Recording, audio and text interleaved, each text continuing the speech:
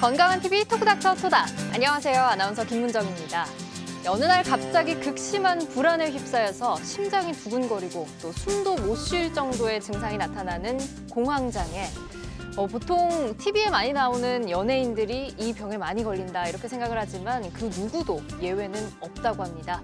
그래서 오늘 토크닥터 토닥에서는 공황장애에 대해서 자세히 알아봅니다. 먼저 건강맨 이원구 씨 소개합니다. 어서 오세요. 네, 안녕하세요. 오늘도 건강맨 이원구와 함께 건강한 정보, 흥미진진한 퀴즈와 함께 하시죠. 네, 그리고 공황장애와 관련해 속 시원하게 이야기 나눌 정신건강의학과 전문의 김형준 선생님과 함께합니다. 안녕하세요. 네, 안녕하세요.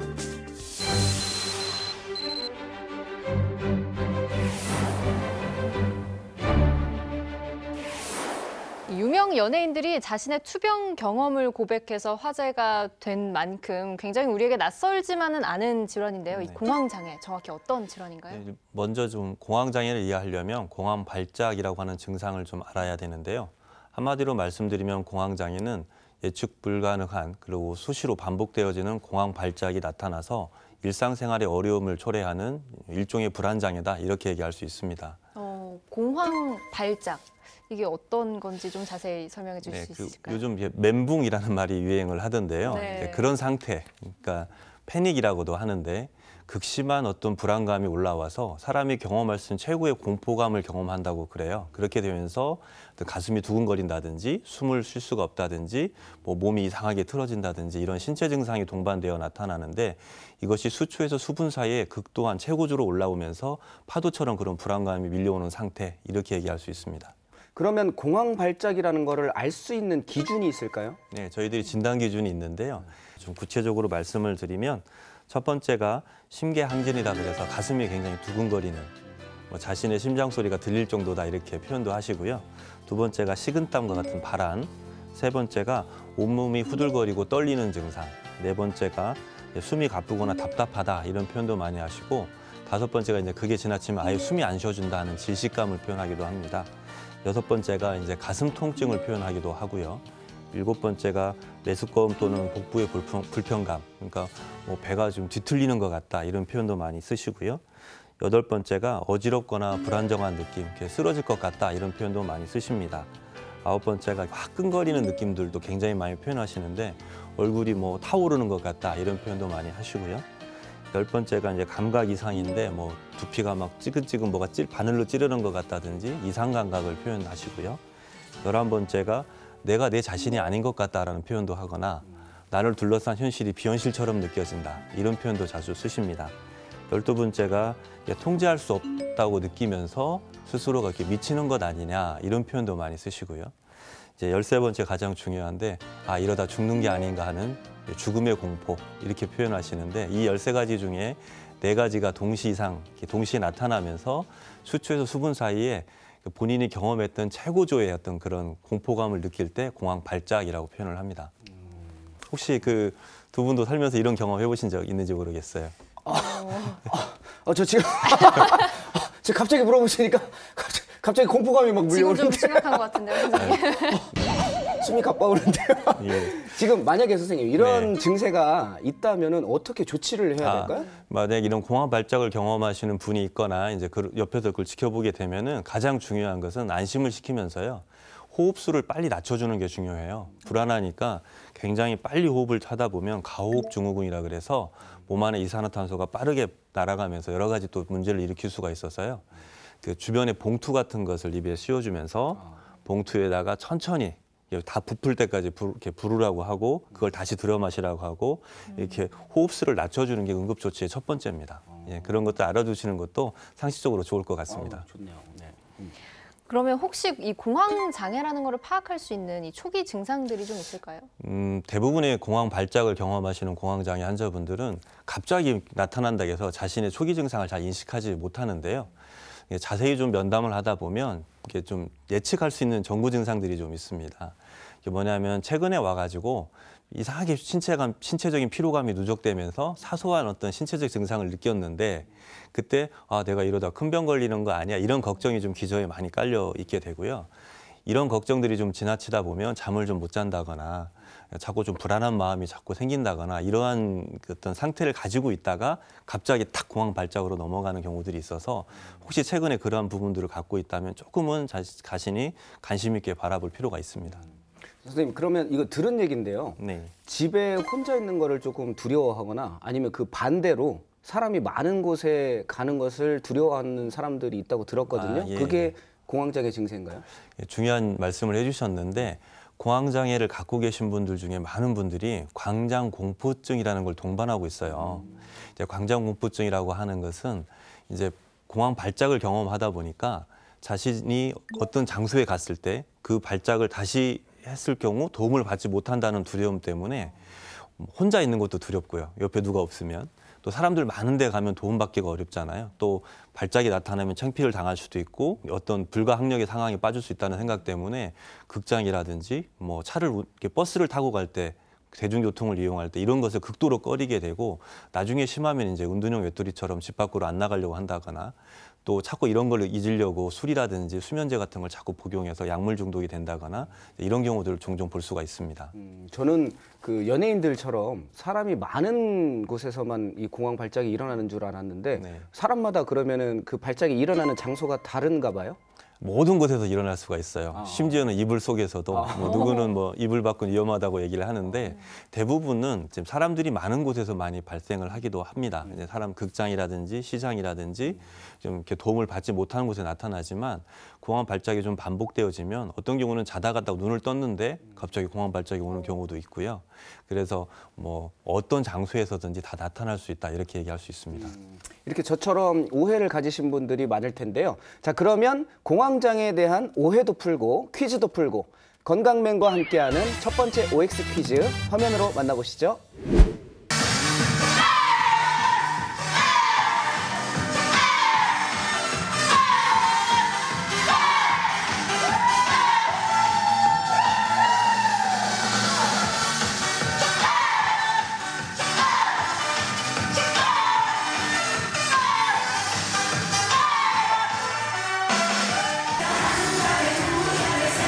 네, 오늘 만나러 온 이분들은요, 맞춰 입고 있는 이 단체복의 색깔만큼이나 아주 불꽃 같은 열정을 가지신 분들입니다.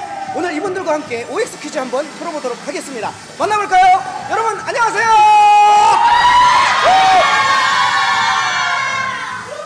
주변 분위기가 차분한 상태일 때도 공황 발작이 일어난다. 맞다 생각하시면 O, 틀리다 생각하시면 X로 이동해 주세요. 네, O를 선택하신 분들 중에 네, 차분한 상태일 때도 네, 공황 발작이 일어날 수 있다라고 생각하신 이유는요? 제가 가끔 운전을 할 때요. 가끔 숨이 막게 들 듯한 그런 기분을 느낀 적이 있어요. 제가 지금 뮤즈 크루라고 해서 우리 선생님께서 지금 지도를 하고 계신데 네. 한번 자랑을 한번 해볼까요? 일단 미모가 뛰어나다. 그렇죠. 섹시하다. 보시면 알겠지만 미모가 네. 월등하고요. 네. 그리고 분위기에 맞게 네. 아주 분위기 업 시켜줄 수 있는 에너지들이 다 X를 선택하신 분들 중에 여기 이쪽 오세요. 차분한 상태일 때는 공황 장애가 뭐 일어나지 않을 것 같다 이런 생각을 혹시나 하고 계신가요? 그렇죠. 무슨 말인지 모르시겠죠. 전 전혀 그런 감정을 느껴본 적이 없어서 네. 왠지 그냥 아닐 것 같아서 X로 왔어요. 춤은 어떻게 시작을 하시게 됐어요?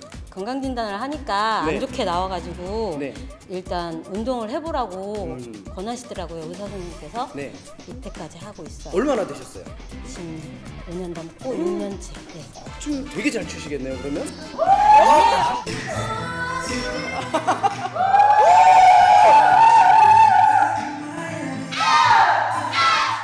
네, 주변의 분위기가 차분한 상태일 때도 공황 발작이 일어난다. 맞으면 O, 틀리면 X. 정답은요? 옵니다. 네. 앞에서 잠깐 설명을 드렸었는데요.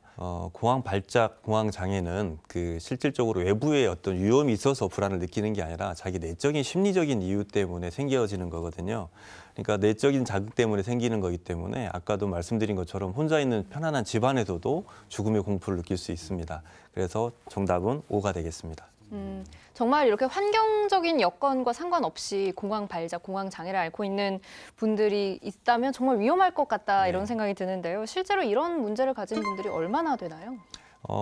공황장애 환자분들은 이제 공황장애만 놓고 얘기를 하면 약 그 1%에서 4% 정도가 평생에 한 번 정도는 공황장애를 앓는다고 하고요. 공황 발작만 얘기를 하면 한 4에서 5% 정도가 평생에 한 번 정도 공황 발작을 경험한다 이렇게 되어 있는데 문제는 최근에 공황장애 환자분들이 많이 늘어나고 있어요. 그래서 그 건강보험공단 통계를 보니까 최근 5년 사이에 매해 11% 이상 증가하고 있다 이렇게 얘기를 하고 있습니다. 정말 점점 더 많은 분들이 공황 장애로 어려움을 겪고 계신 것 같은데 혹시 성별에 따른 차이도 있을까요? 좀 중요한 부분인데요. 여자분들이 2배에서 3배 정도로 압도적으로 많습니다. 아무래도 좀 여자분들이 불안을 느끼는 강도가 더 센 것 같긴 하고요. 또 한 가지 문제점은 실제로 통계는 뭐 1%, 4% 얘기를 하지만 저희 정신건강의학과 전문의들이 볼 때는 숨겨진 공황장애 환자가 많다라고 생각을 하는데요.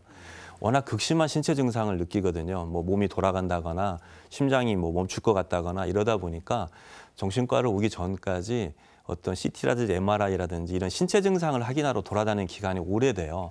그래서 그렇게 그리고 그쪽에서는 이상이 없으니까 신경성입니다 이런 식의 진단을 받으면서 공황장애인지 모르고 지내시는 분들이 꽤 있어서 실제는 훨씬 더 많지 않을까 이렇게 생각하고 있습니다.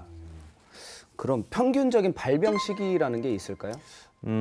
여자분들이 좀 많은 편이고 뭐 남자분들한테도 많이 올 수는 있는데 보통은 우리가 20대 후반에서 30대 정도에 처음 발병을 하는 거로 보지만 병을 잘 감추거나 또 이제 정신과에 대한 편견도 있고 그다음에 공황장애인지 모르고 지내셔서 실제로 진단받는 건 40대들이 많아요. 그래서 이런 부분들이 좀 문제점이라고 할 수가 있습니다. 정말 증상이 나타났을 때 합리적인 의심을 해보는 것도 참 좋겠다 이런 생각이 드는데요. 바로 이어서 두 번째 영상 OX 퀴즈 만나보시죠. 공황장애가 심해지면 조현병으로 진행될 수 있다. 맞다 생각하시면 O, 틀리다 생각하시면 X로 이동해 주세요.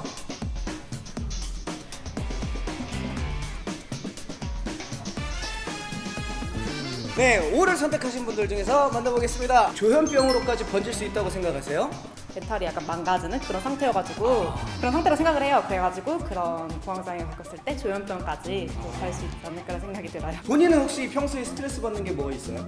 저는 지금 수업준비생이어가지고 매일 공부를 하고 있거든요. 네. 그래가지고 공부가 잘 안 될 때 정말 스트레스 받고요. 네. 네, 그럼. 그리고 이 춤을 추면 그 스트레스가 좀 해결이 되나요? 네, 당연하죠. 각오 한마디 멋있게 한번 카메라에 대고 한번 외쳐볼까요? 꼭 공인노무사 합격해가지고 어려운 사람도 도와주고 사회적으로 도움이 되는 사람이 되고 싶습니다. 화이팅! 네, X를 선택하신 분들 중에 공황장애가 심해지면 조현병까지 되진 않는다라고 생각하신 이유는요? 정신분열증이어서 네.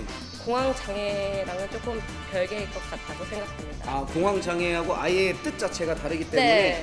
춤을 추면 좋은 점이 뭔가요? 춤을 추면 사람이 유연해지고 그러면- 스트레스를 날릴 수 있어요.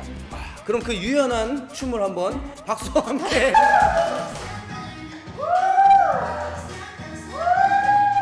네, 공황장애가 심해지면 조현병으로 진행될 수 있다. 맞으면 O, 틀리면 X. 정답은 X입니다.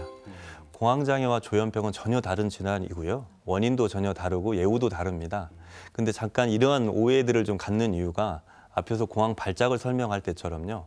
극심한 불안 때문에 환자분들이 느끼는 어떤 그 자기 자신의 통제력을 잃어버리면서 내가 미치지 않는가, 뭐 미치고 있는 게 아닌가 이런 식의 공포감을 느껴요.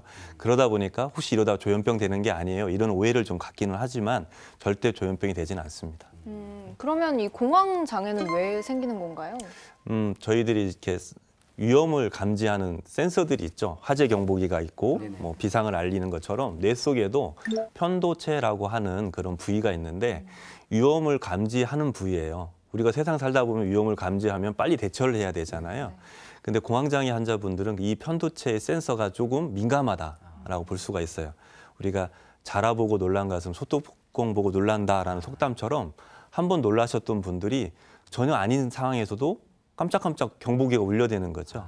그럼 왜 이렇게 민감해졌을까? 그게 원인인데 그걸 가장 잘 설명하는 게 인지 오류 모델입니다. 이분들은 외부의 자극을 해석하는데 조금 문제가 있다 이렇게 보는 거거든요. 그럼 인지 오류, 뭐 내 생각에 조금 문제가 있다 이런 말씀이신가요? 네, 인지라고 하는 건 외부로부터 자극이나 어떤 그 영향을 받았을 때 그걸 내가 어떻게 받아들이고 해석하고 또 어떻게 행동하는 그 일련의 생각의 과정을 말하는데요. 공황장애 환자분들은 사소한 것들을 좀 확대하는 경향이 있어요. 갑자기 목이 뻐근한데 중풍이 아니야? 이렇게. 아니면 뭐 아니면 도식으로 전체가 아니면 빵점이다. 뭐 이렇게 중간이 없는 거죠. 그리고 좋은 조건, 나쁜 조건이 있으면 나쁜 조건만 자꾸 유독 두드러져 보이는 게 선택적 추론이라고 그러는데 그런 식의 어떤 사고 패턴을 가진 분들이 이제 사소한 자극이나 또 조그마한 놀람을 크게 확대 해석하거나 파국적으로 내가 큰 병이 아닐까 이렇게 하다 보면 편도체가 민감해져서 결국은 오작동을 하게 되는 거다. 이게 이제 공황장애의 원인이라고 설명을 하고 있습니다. 그러면 이 공황장애가 유전일 가능성도 있을까요? 혹시 가족력과도 관계가 있나요? 아직 그 유전 질환이라고 하는 증거는 없습니다. 이제 다만 가족 중에 부모가 공황장애일 때 자녀가 공황장애일 확률은 좀 높은데요. 여기에 대한 의견은 좀 많아요. 유전이냐 했는데 유전적인 증거는 정확히는 없고요. 단순히 좀 어릴 때부터 어떤 그 부모님이 하는 패턴, 그러니까 뭐 잘 놀랜다거나 또 불안감이 높다 보면 그걸 보고 배우는 습성들이 좀 있잖아요, 사람들이. 예, 저는 좀 그렇게 생각을 좀 하는데 그래서 유전 질환이라고 보지는 않습니다. 그래도 뭐 유전이 아니라니까 그래도 조금 다행이긴 하네요. 네. 자, 이어서 마지막 OX 퀴즈 함께 보시죠. 공황장애로 숨이 안 쉬어지는 등의 증상으로 심장에 후유증이 생길 수 있다. 맞다 생각하시면 O, 틀리다 생각하시면 X로 이동해 주세요.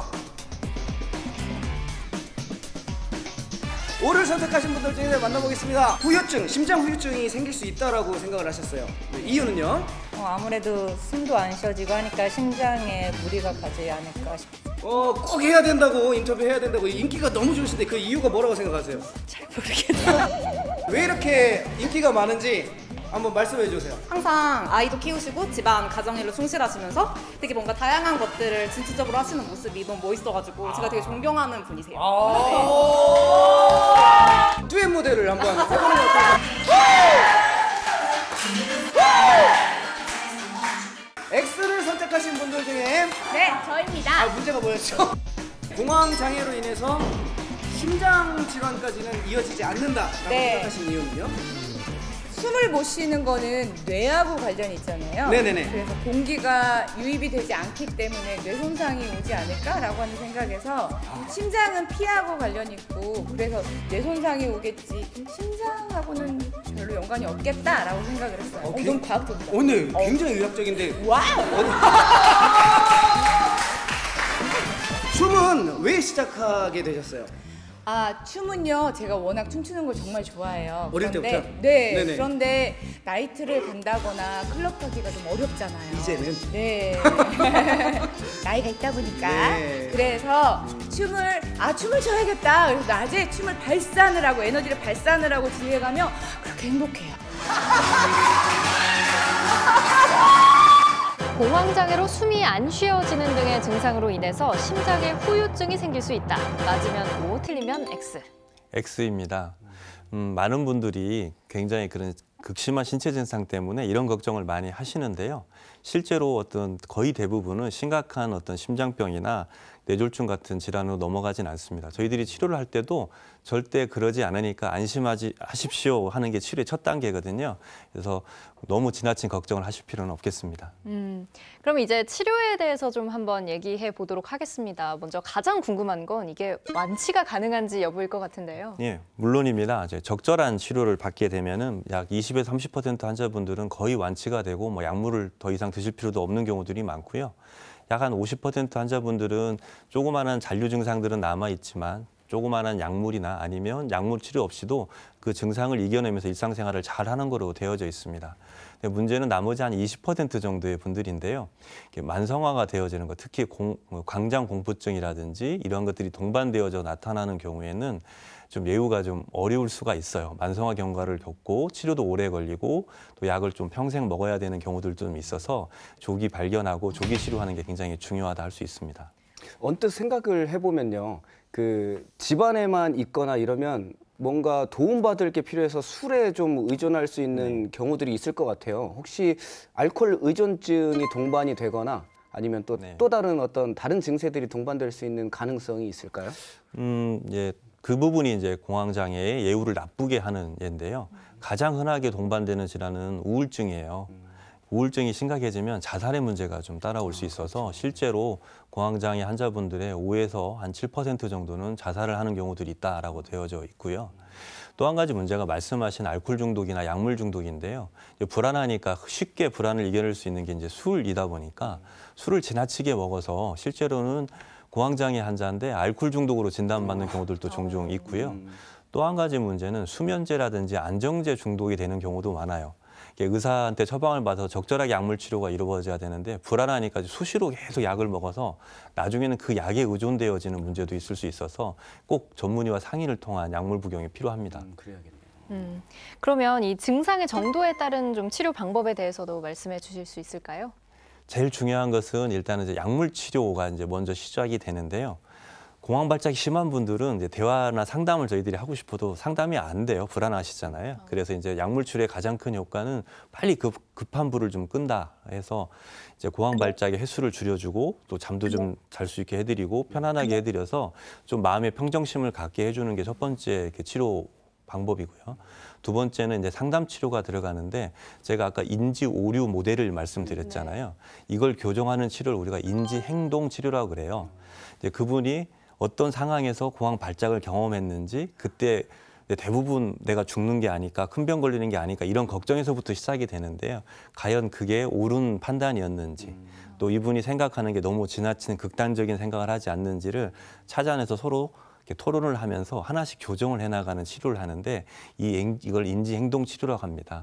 약물 치료와 인지행동 치료를 동시에 같이 했을 때 가장 효과가 좋은 것으로 되어져 있습니다. 네, 건강한 TV 톡닥터 토닥. 오늘은 공황장애에 대해서 자세히 알아보고 있는데요. 이제 토닥 공식 질문 3가지 드리도록 하겠습니다. 먼저 치료 후에는 어떻게 관리하면 될까요?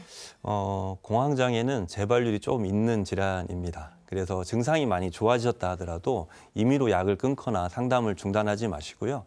꼭 어느 정도 일정 기간은 증상이 없는 상태에서도 치료를 좀 유지할 필요가 있어서 전문의와 상의한 후에 치료를 중단하시는 게 중요하다 이렇게 말씀드리겠습니다. 네, 그러면 바로 이어서 2번째 공식 질문, 예방법은요?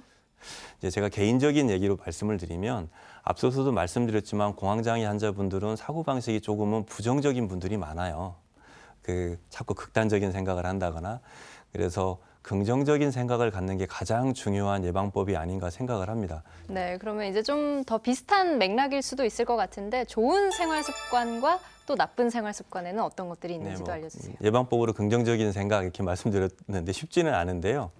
가장 중요한 것은 이제 평소에 스트레스 관리를 좀 잘해 주시는 게 있어요. 스트레스가 많을 때 쌓인다고 하지 마시고 적절히 풀 수 있는 대화 상대라든지 여가 활동이라든지 적절한 운동. 또 한 가지 중요한 게 건전한 음주 습관을 좀 갖는 거. 하여튼 일상생활을 규칙적으로만 잘 해주신다면 또 이런 것들이 좋은 습관으로 남아서 우리가 살다 보면 조금씩 불안감 느낄 수 있지만 이런 것들이 예방법이 될 수 있겠습니다. 네, 오늘 건강맨 원구 씨는 어떠셨나요? 지금 TV를 보고 계시는 여러분들도 초기에 발견하는 게 중요하다고 하니까 13가지 그 기준에 내가 몇 가지나 해당이 되는지 한번 체크해 보시는 것도 좋을 것 같아요. 네, 마지막으로 오늘 질환과 관련해서 토닥 시청자들께 당부 말씀 부탁드립니다. 네, 우울한 사람은 과거에 살고요. 불안한 사람은 미래에 살고 행복한 사람은 현재를 산다라고 하는 명언이 있습니다. 실제로 제가 진료실에서 진료를 하다 보면 우울증 환자분이나 공황장애 환자분들은 지나가서 어쩔 수 없는 일에 대한 걱정을 지금도 하고 계신다거나 앞으로 생길지 말지 할 일을 미리 당겨서 걱정하시는 분들이 많아요. 알 수도 없는데. 네, 알 수도 없는데 그렇죠. 제가 생각을 할 때 공황장애나 우울증이나 극복할 수 있는 가장 좋은 방법은 지금 현재를 즐겁게 사시는 것 같아요. 그래서 현재의 삶의 어떤 의미나 즐거움을 잊지 않는 게 이런 질환뿐만 아니라 행복하게 사는 비결이 아닌가 이런 생각이 듭니다. 네, 건강한 TV 톡닥터 토닥. 오늘은 정신건강의학과 전문의 김형준 선생님과 함께 공황장애에 대해서 알아봤습니다. 걱정은 조금 내려두고 오늘부터 긍정적인 마음으로 하루하루 살아가보는 건 어떨까요? 저희 토닥은 여러분의 건강의 플러스 또 행복의 플러스가 될 수 있도록 늘 함께 고민하고 노력하겠습니다. 오늘 준비한 내용은 여기까지입니다. 여러분, 우리는 다음 주 이 시간에 또 만나요. 안녕히 계세요.